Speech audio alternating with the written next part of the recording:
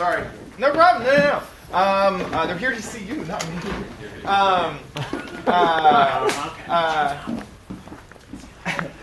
So this is the TWiT studio that you've been hanging out in for hours.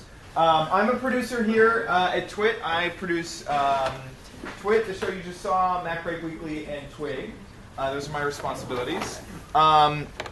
At the studio, we now do around 27 shows here in this studio. Most of them are in studio. We've kind of cut down on the remote shows where they don't even happen here, like the Home Theater Geeks would be a show that is a remote show that no one is in studio for. And we've kind of cut back on that. In this studio, we have 5 sets, and we're working on a 6th one right here. That'll be the next set, and that'll be for shows like TWiT and i5 for the iPhone, depending on if Sarah likes it. But we have the TNT set right here, which is just used for TNT. This is the ham corner, the radio corner, where we do the GizWiz, where we do know-how, and where we do before you buy. Then we have the roundtable set where we do the roundtable shows, the talking head shows, like This Week in Tech, This Week in Google, MacBreak Weekly, All About Android. Then the living room set, and that's where we do iPad Today, we do Frame Rate, the Social Hour, those more intimate sort of style shows where it's just the host and one other person. And then finally, Leo's Office is another studio. And that's for the more one-on-one. It's Leo and one other person. So Security Now, Windows Weekly, and the Tech Guy show is done in his studio. And there. In this new studio, we have around 30-something cameras in the studio. And we did that because it's less expensive to buy lots and lots of cameras than it is to hire a single camera guy to run them all. So we buy, every set has around 4 to 5 to even 8, I believe, on the roundtable set cameras. So we point them where they need to go, we lock them down, and then we step away from them, and then just switch all the cameras instead of having, say, only 3 cameras and then paying people to make sure they are getting the right shots. And to manage all of that, we use a video hub, which you'll see down below. It has 72 inputs and 144 outputs. And then I guess with that, we'll get to this desk. This is the technical director's desk. It runs absolutely everything that the studio can handle. So we have lighting, audio, video. We even have other computers that the technical director can use to either bring in extra hosts, or and then this desk also controls the stream, the recording, and it even has a computer that we don't use for anything, so just there. And the cool thing about this is that there's around 12 computers on this desk that can be accessed through this desk, but there's not a single computer actually on it.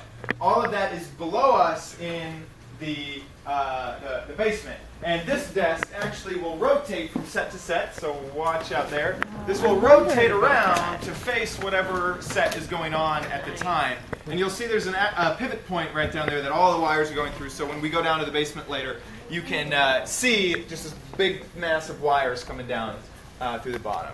That's about it for this area. Does anyone have any questions? Do you man it is it 24/7 when the reruns are running? Is somebody manning something all the time? Not all the time. So we do go to sleep at some point, and we just trust that the rerun computer is going to do its job. So we don't have someone actively sitting at this desk for 24 hours.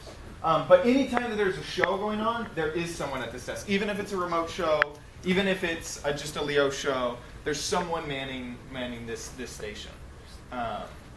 How many people do you have kind of maintaining all the gear? We now, our employee count is 25, 26, and then we also have contract employees that we have around 6 or 7 contract employees that, like IT sysadmins and other, like our Twitter and Google Plus integration stuff is all contract work and stuff. Yeah.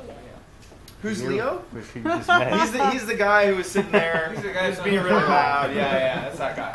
So Leo founded the company. Leo had the idea for this company, and that's why he's really important to us in the studio.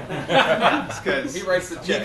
He kind of decided, hey, let's make a studio, and we all went, yeah, let's do that. And that's Well, why we're here. actually, I was confused because I have a friend named Leo. Oh, did you think your friend made the company? That'd have been confusing. One more thing I forgot to mention is this area right here is what we call Production Alley.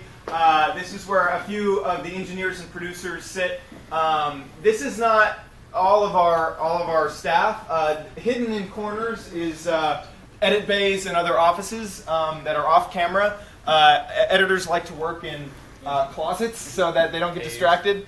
And so those are kind of hidden throughout. And let's actually go ahead and head this way. Feel free to poke your head in. This is actually Leo's working office. So really no other show other than the Leo show will ever be done in this office. But you can kind of check it out. Fun factoid is that office, recently we've moved from a cottage about a year ago, more than a year ago now, to this studio space. And that cottage, the whole recordable space that we could ever use in the cottage was smaller than that room.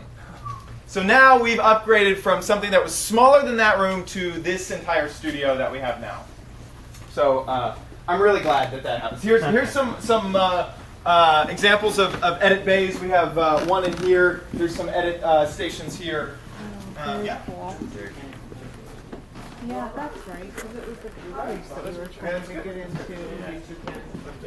You're right. Or bring more cannons. Yeah, so whenever really famous people come to the brick house, they sign this wall. So if you feel like you want to look at some of the famous people who have been here, feel free. And then we're going to head into the kitchen. So once you've had your look, walk over to the kitchen. Who's the second? Oh, Like that. Superman. It is Superman.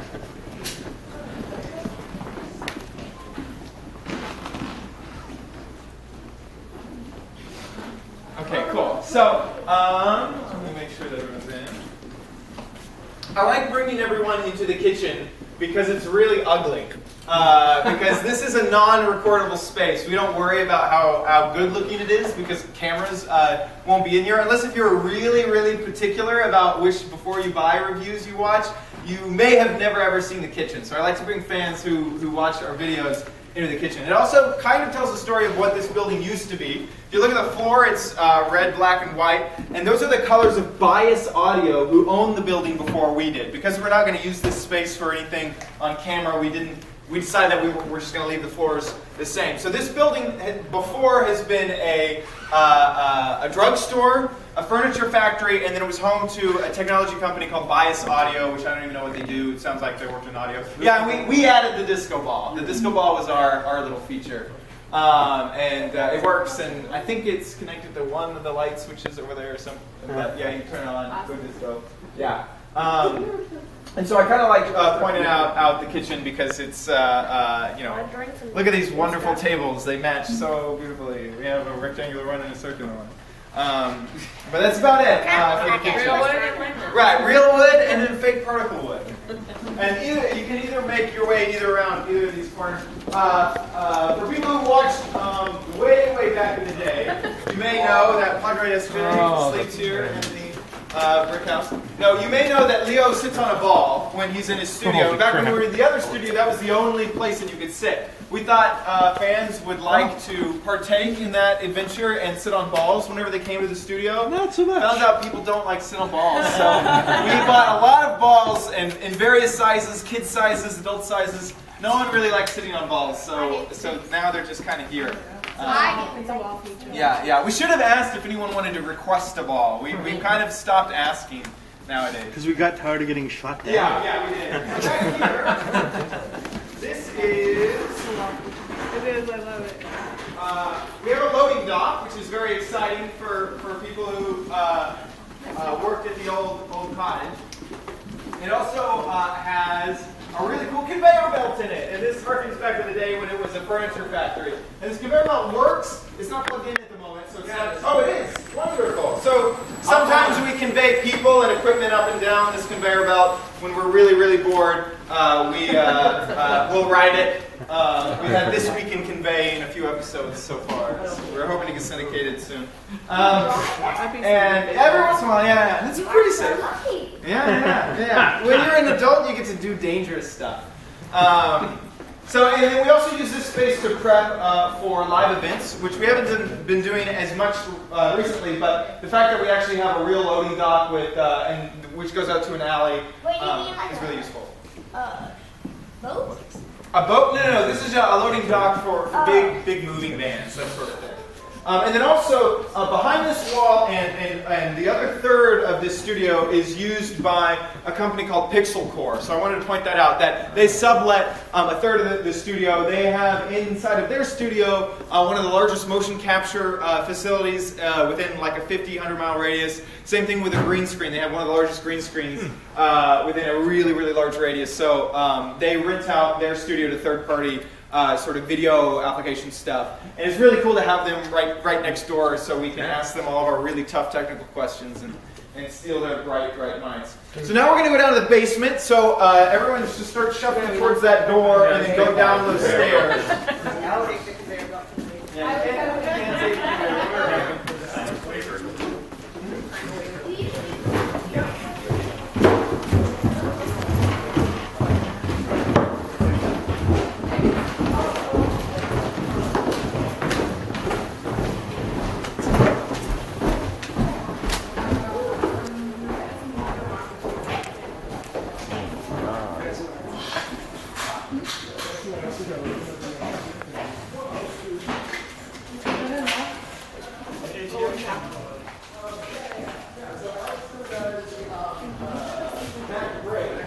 In there, and because it's not like a weekly show, it's just whenever they feel like it. But yeah, and then Sword and Laser on Geek and Sundry is also filmed in that studio. Okay. So this is our basement. We love it. It's super big, and you can also see some of the things that it affords us is to run cables up in the ceiling whenever we want to do a camera drop. That's what these, actually this black wire is not, this is streaming wire, but there's SDI cables in the ceiling, so whenever we want cameras, we just pop through the floor up there, the ceiling down here, and we have camera drops. And then we also will set up our studios if we're ever going to do a remote show. So you'll see on the ground over here, there's tape, there's blue tape on the ground. That's, we had a stage that was exactly that size, so the way that we know that we're not going to forget anything is we set up that stage exactly with working mics, with working cables. We make sure everything is switchable. We get behind all the mics and test them. And then anything within the blue tape is going to go. We don't just write out a list. We have to put it all, make sure it all works. And anything within the blue tape ships. So those are some of the things that are going on down here. We also just got a cage. So we're in the middle of reorganizing our equipment into a manageable system into that cage right there. So now we're going to get to show off the room that I like to call is where we keep the internet. It's because that's where all of our ISPs drop their lines. So in here.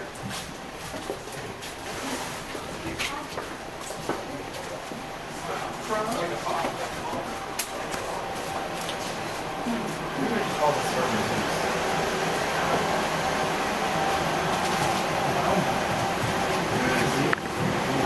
Yeah, keep coming in. There's more stuff over there. More room. In fact, you get to see the archives back there. And it sounds like there's an air conditioning running. Yeah, it's all these things trying to be cool. Keep cool.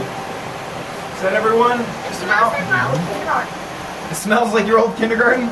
Your kindergarten smelled like a server room. No, it kind of smells like it. Yeah, it smells like this, yeah. So this is our network and where our internet service providers drop our internet. So a lot of people ask if whenever they download a file, do they download it from us at this building? And the answer is no, you don't. Whenever you download a file, you're using it through one of our partners, CacheFly, and they have multiple servers all over the world that host those files.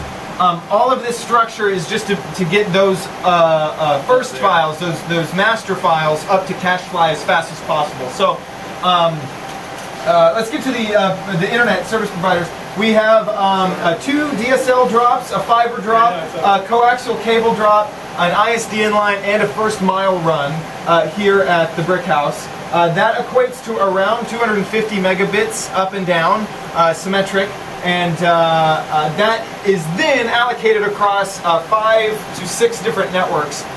If you look at the front of this panel, each of these Ethernet colors corresponds to a different network. So at the top, yellow is for production, blue is for office, the orange is for the editors, black and red is for streaming or mission critical stuff, and then there's a whole bunch of other stuff down here.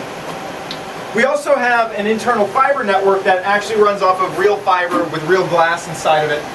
And that is strictly for our editors. Our editors work off of media that's on a SAN, which is in this second cage right here. It's the very bottom one.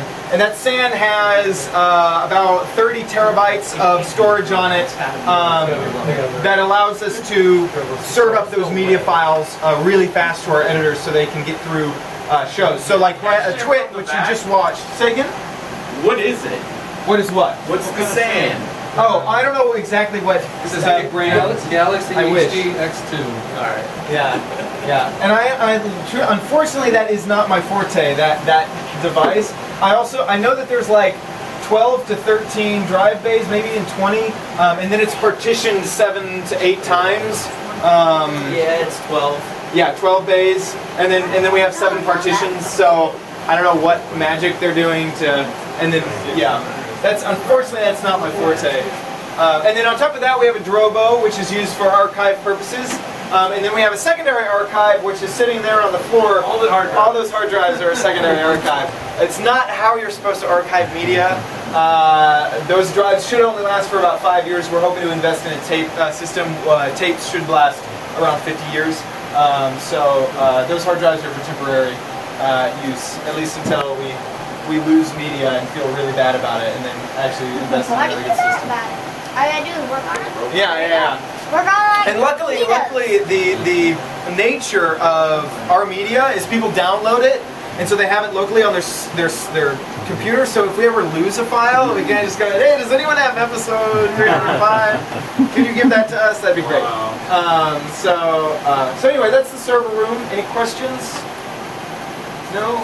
Cool, now we get to see the really cool room, which is the video production room. So head out that way, and there's a small room. It just looks like it was built in the middle of nowhere. Just keep heading that way.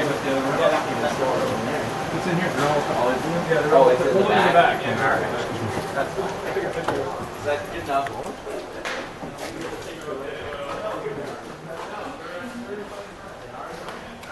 If you find a space in there,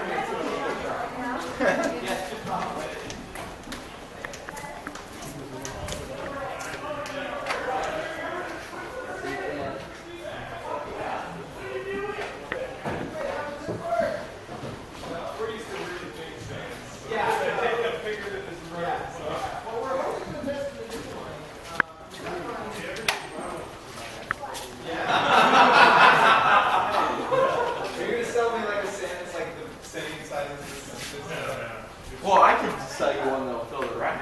right. That's not. I just imagine, like, we just don't delete files anymore. We just keep putting them on. Well, the that's why I stand. asked, So because I'm used to like huge sands, Yeah. and there's this little tiny. Yeah. Hey, those R5400s? Awesome. So this is our video production room. Right above this hole is the actual R5400s. is the point that the TD desk rotates. Yeah. So we have 3 racks. I'll start with the audio rack. We have audio, video, and then miscellaneous. What? Someone yelling? Father's yelling Oh. down the top. Hey! How you doing? I was like, I don't think any of the guests are screaming at me. What's going on? So we have lighting and audio. All of these nodes connect to the microphones that are upstairs. You can see there's levels going on. All of our audio is done through Axia. Axia and Telos and Omnia are audio, and we worry a lot about audio, which you can see in the fact that it's the largest allocation of space on any of our racks, even more than video. And so this is our audio system. All of our audio is done through IP-based solutions. So our microphones plug into Ethernet cables, which run down here, which plug into the back of these guys, and they help us process and manage. And So is there a box that converts the analog signal to? it's like a little matchbox little thing. Yeah, that's cool. We actually do this wrong. This node is supposed to be upstairs by the set. Luckily, there's not so much space that it causes any problems. But this like node, which runs, I think this one's running the TNT set. No, this one's running the TNT set. Should be at the TNT set. We do it a little bit wrong here. But that doesn't cause us too much. If it causes too bad of problems, we would fix it. So anyway, and then the Pro Stream, we just got this in. This runs our audio stream. If you go to twit.tv/listen, we got this in like 2 weeks ago, so we're really happy about that. Moving on to the video side of things. Wait, so did that replace the old system that was streaming the audio then? I think the old system was this Omnia box, Okay. and it was just like another feature that the Omnia box did. This is a dedicated processor that, and it's like made to process just internet streams. Okay. So I think that we were using another box to do that, but now this is a dedicated system. Okay. And maybe because one of these. Audio is also not, I'm a producer, so most of this tech stuff I've been briefed on, and I'm really into it. But I bet that the reason that they did that transfer is that they're going to remove one of these and replace it with something else, and so that is my bet. We are constant. If you looked at our wire management, I'm sorry that you had to look at it. We are constantly trying to move stuff into the video chain, and especially with audio. When we found out about 3 weeks after we moved in here, about a year ago, that we had wired it all wrong, and so these nodes are supposed to be up there. So the process of rewiring is still in flux, and that's why we haven't really worried about our wire management in the back yet. On top of that, let's get to the video stuff. This is our video hub. This is a hub that I was talking about earlier, where we could have 144 outputs and 72 inputs. And so you can see that this monitor is 67. If I wanted it to be the TNT3 shot, there's Bert doing something. If I wanted it to be the actual stream, I can make it be whatever's on the stream. If I wanted it to be the chat room, it could be the chat room. So this iPad is just running this board back here, and it will allow me to switch in whatever the heck I want into. And you know, this is just a monitor solution. One of the inputs on the TriCaster is exactly the same as one of these monitors. So it's a PTZ camera. What's the PTZ camera pointing at? The ceiling. Great. So so anyway, this hub, the 72 inputs, we thought we'd never fill that. Well, we're 4 inputs away from filling it. So this will also be replaced with a much larger video hub. At which point I'll have to move everything else down. Yeah, Put yeah. The TriCaster and right maybe there. we'll finally get rid of video. So anyway, get to video in a second. The TriCaster is what runs everything that we do. You may think, well, if you can switch a show just like this, why don't you just use that? It sends a few frames of black. It's not perfect. Also, the TriCaster does things like these lower thirds at the bottom. You can see them better over here. This lower third, which is editable by the TriCaster and can be animated on and off. That's something the TriCaster does, which is one reason why we really love it. And it does its own backup recordings and things like that. So that's why we use a dedicated system. And whenever you hear us talking about the TriCaster, this is the actual box that runs the entire studio. This TriCaster box right here. So I'm smacking it. How many inputs is that? This has 8 inputs. So if you look back here on my switcher, the very first page, no, it's not the same. Oh, darn. The one upstairs, the very first page is just the 8 inputs on the TriCaster. There's 8 So you things use here. the video hub to assign the 8 inputs Right. that you're going to be switching Right, so I from could, the particular show.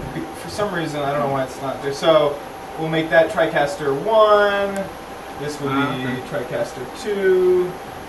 There you go. And so, yes, now I could make TriCaster input 2, whatever the heck I wanted it. And that's why we need the video hub, is because with only 8 inputs on the TriCaster, you need to have some way to manage your sources. And then underneath that we have video. Video is supposed to be a solution that replaced Skype and calling our remote hosts. I remember that. It didn't work out, and the rack units are still in here. They will eventually one day be moved out. It's just not a high priority to move these out of the rack. We have obviously extra space, so it's just one of those projects that will get done one day. What happened to video? Why was it not workable? They promised us a few solutions that didn't come to fruition, like automatic mix minus in the cloud. So one problem is like if someone calls in remotely, we don't want their own audio coming back to them in our mix. They told us, well, just give us your main mix and we'll take it out in the cloud, and that didn't happen. The management software that we use to push people to the destinations was a little bit messed up. Another thing was if someone dropped out of the call, it would send its return video to itself. And so you would get this really weird looking image within about 15. Yeah, exactly. Well, it was even worse than that because it was as if they had dropped in the middle of a sentence, it was just like they just started turning slightly green, and then like features of their face would start to melt because it was just repeating whatever was being sent to it. So it had a few features that wouldn't work out, and also. Skype uses a worldwide infrastructure of nodes to get video to us. Video was using an internal service that wasn't as reliable. So there was a few problems. And we gave them, we told them that they could be back on TWiT. TWiT was their show to make everything work. And they just didn't come back with solutions. So we have not, if for some reason tomorrow video started working well, we would totally jump on that bandwagon. But at the moment, it's just not an option. So over here is the miscellaneous rack. These first 4 computers are our Skype machines. We use dedicated boxes to call every single one of our remote hosts.